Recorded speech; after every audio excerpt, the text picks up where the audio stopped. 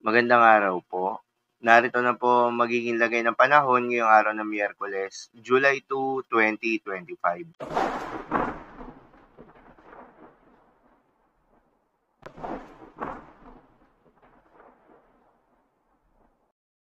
Sa kasalukuyan na ayon sa pag-asa, patuloy pa rin na umiiral itong southwest monsoon o hanging habagat at nakakaapekto sa may central at southern Luzon, pati na rin sa may Visayas at Mindanao. Dahil dito ay asahan yung bahagya hanggang sa maulap na kalangitan na may kalat-kalat na mga pag-ulan at thunderstorms. Yung low pressure area naman ay nakakaapekto sa may Cagayan Valley na siyang magdadala rin ng maulap na kalangitan na may kalat-kalat na mga pag-ulan at thunderstorms. Habang sa nalalabing bahagi pa ng Luzon ay asahan pa rin yung generally fair weather condition, maganda at maliwalas na panahon sa umaga hanggang sa tanghali, ngunit pagsapit ng hapon o gabi ay asahan yung mataas na tsansa ng mga pag-ulan na dulot ng mga localized thunderstorms. Samantala, yung low pressure area na binabantayan sa loob ng Philippine Area of Responsibility ay hulingan namataan sa layong 200 kilometers east ng Kasiguran, Aurora. Ang nasabing low pressure area ay mas mataas na yung tsansa o nasa high chance na ito na maging isang ganap na bagyo within the next 24 hours. Sa ngayon ay hindi pa tiyak kung ano ang posibleng track nito. Ngunit dalawang senaryo ang posibleng mangyari.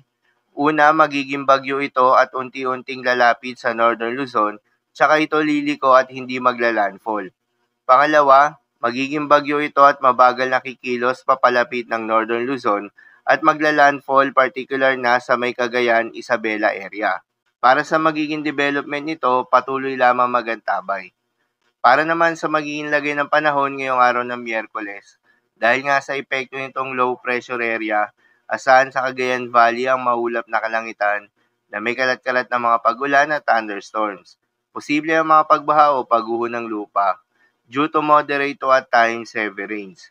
Habang sa Metro Manila, Central Luzon, Calabarzon, Mimaropa at Western Visayas ay asahan rin yung maulap na kalangitan na may kalat-kalat na mga pag-ulan o thunderstorms. Dulot naman yan ng southwest monsoon. Posible rin na mga pagbaha o pagguho ng lupa due to moderate to at times heavy rains. Habang sa Mindanao at nalalabing bahagi pa ng Visayas ay asahan naman yung bahagyang maulap hanggang sa maulap na kalangitan na may kalat-kalat na mga pag-ulan o thunderstorms na dulot pa rin ng southwest monsoon. Posible rin na mga pagbaha o pagguho ng lupa during severe thunderstorms.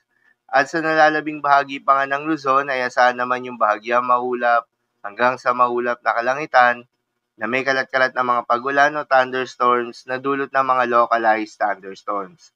Posible rin na mga pagbaha o pagguho ng lupa during severe thunderstorms. Madalas nabobo ang mga thunderstorms na ito tuwing hapon o gabi na nagtatagal ng 1 hanggang 2 oras. Kaya naman ingat sa mga posibleng banta ng pagbaha at pagguho ng lupa, lalong-lalo na sa mga lugar na inuulan na noong mga nakaraang araw pa. Para naman sa magiging lagay ng mga dagat baybayin, ayon sa pag-asa ay wala tayong nakataas na gale warning sa anumang seaboards ng ating bansa. Kaya naman malayang makakapamalaot yung mga kababayan nating mangingisda at yung may mga maliliit na sasakyan pandagat, ngunit iba yung pag-iingat pa rin, lalo na kung meron tayong offshore thunderstorms activity. Asahan yung paglakas ng hangin dahil kaakibat nito ay pagtaas rin ng mga pag-alon.